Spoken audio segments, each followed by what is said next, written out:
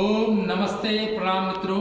आज एक विशेष टॉपिक लेके आया हूँ, पार्किंसन। पार्किंसन एक ऐसी डिजीज है जिसमें हाथ पैर हिलते रहते हैं, कांपते रहते हैं और ये नर्व सिस्टम की बीमारी होती है। इसका कनेक्शन ब्रेन से होता है।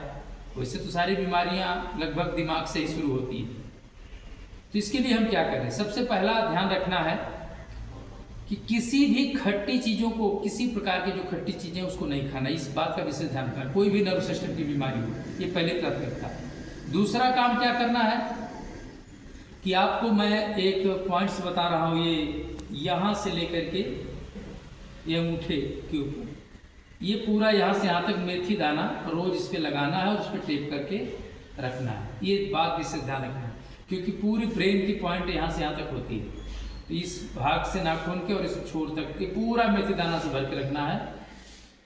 ये दो काम करना, पहले खट्टी चीज नहीं खाना, ये करना। उसके बाद तीसरा काम क्या करना है कि सबसे ज्यादा इसमें प्राणायाम काम करता है जिसका नाम है अनुलोम विलोम और नाड़ी शोधन। तो अनुलोम विलोम में हम लेफ्ट से श्वास लेते हैं, फिर राइट से छोड़ते हैं, राइट से लेते हैं, लेफ्ट से छोड़ते हैं। नाड़ी शोधन में थोड़ा होल्ड करते हैं, इनहेल होल्ड एक्सेल, फिर इनहेल होल्ड एक्सेल, मतलब थोड़ा रुकना होता है। 10 सेकंड में लिया, 10 सेकंड रोका, 10 सेकंड में छोड़ा, 10 सेकंड लिया, 10 सेकंड रोका।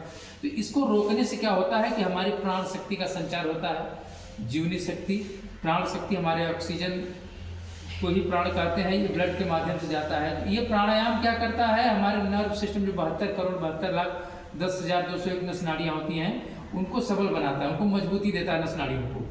और दूसरी बात है कि ये ब्रेन में जो भी दिक्कत है, इस पॉइंट्स को दबाने से ब्रेन रिलैक्स में आता है। तीसरा, हमने सबसे पहले बताया था कि खट्टी चीज़ों से एसिड बढ़ती है।